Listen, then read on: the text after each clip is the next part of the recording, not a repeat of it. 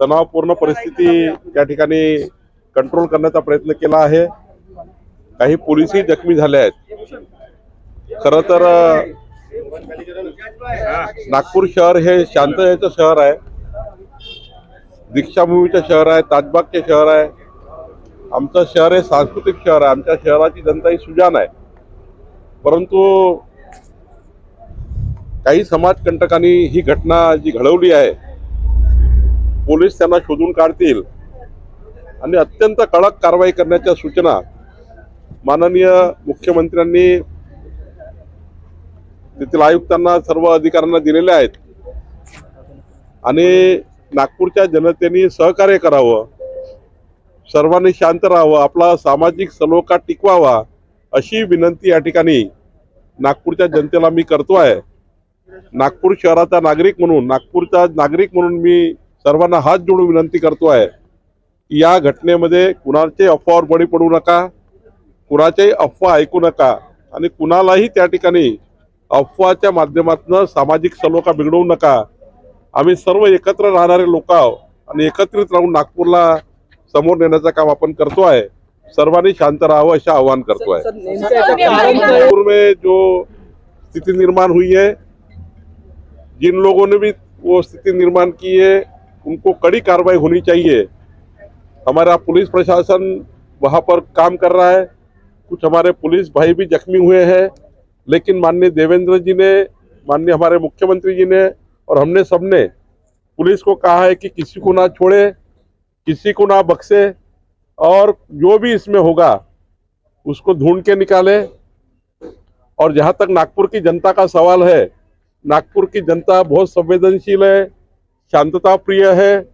नागपुर की जनता हिंदू मुस्लिम सिख ईसाई हम सब भाई भाई इस नाते से रहते हैं और हमने इस घटना को कभी ऐसा देखा नहीं नागपुर में, लेकिन ये नागपुर में जो समाज में जो स्थिति बनी है, जो बिगड़ी है, ये जो जिन्होंने बिगड़ी है उनको हम छोड़ेंगे नहीं और पुलिस हमारा पूरा वहाँ पर कंट्रोल कर चुकी है।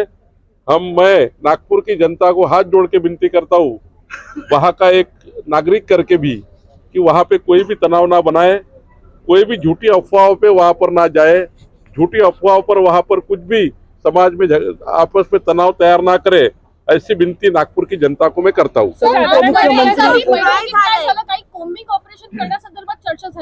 नाही, माननीय मुख्यमंत्र्यांनी, माननीय आयुक्तांना, तिथल्या एसपीना सर्वांना कडक सूचना दिल्या आहेत की ज्यांनी ज्यांनी ते कुठल्याही समाजाचे असो, इकडले असो की तिकडले असो, ज्यांनी ज्यांनी नागपूरमध्ये असे प्रकरण घडवण्याचा प्रयत्न केला त्याला कुणालाही सोडू नये, कडक कारवाई केली पाहिजे आणि त्याला शोधून काढलं पाहिजे आणि या घटनेच्या मुळाशी गेलं पाहिजे। माननीय मुख्यमंत्री अत्यंत पूर्ण लक्ष ठेवून आहेत, पूर्ण घटनाक्रमावर लक्ष ठेवून आहेत आणि एक एक मिनिटांनी 2-2 मिनिटांनी ते पोलीस प्रशासनाशी बोलतात आहे आणि नागपूरच्या जनतेला शांत राहण्याचं आवाहन त्यांनी केलं आहे।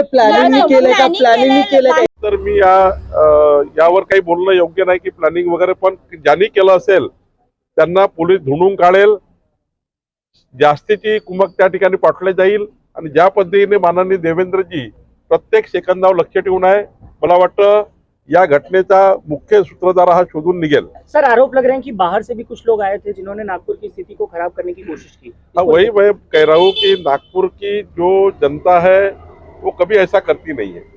नागपुर की जनता बहुत ही शांत प्रिय है।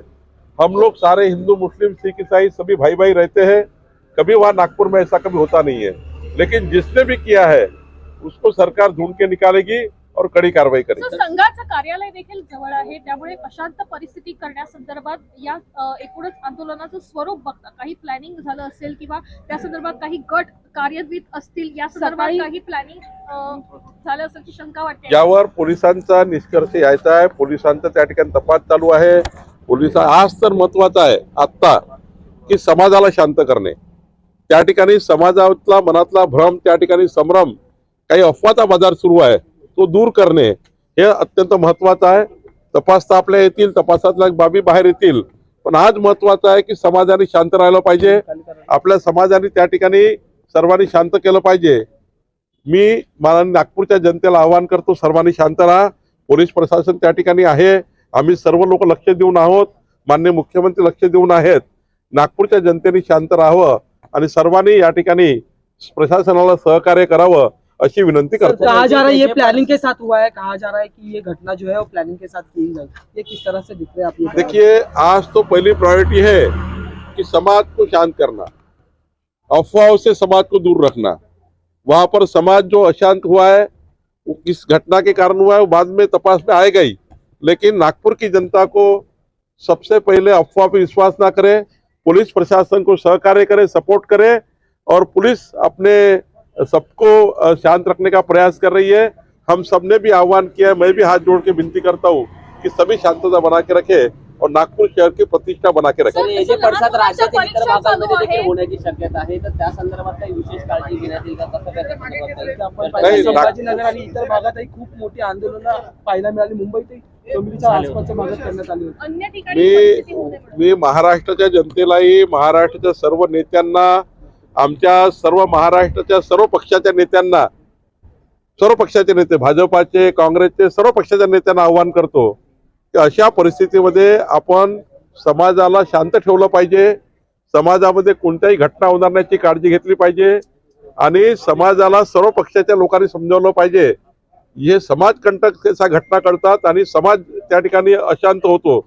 त्यामुळं सर्व समाजाला, सर्व पक्षांनी, मी सर्व पक्षाच्या महाराष्ट्राला आवाहन करतो की या घटनेला कोणतंही राजकारण करू नये, या घटनेला जे समाजकंटक आहे त्यांना ठेचून काढलं पाहिजे आणि खऱ्या अर्थाने पोलीस प्रशासनाला सहकार्य केलं पाहिजे, सरकारला सहकार्य केलं पाहिजे.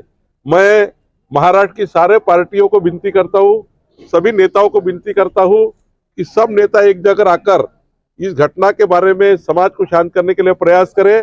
सभी लोग एक जगह आकर इस समाज को समझाए, जो भी इसमें दंगा करने वाले लोग हैं वो तो पुलिस ढूंढ के निकालेगी, लेकिन इस घटना को राजनीतिक ना करे, ये घटना को सब मिलाकर हमने महाराष्ट्र को शांत रखने के लिए काम करें। Thank you sir.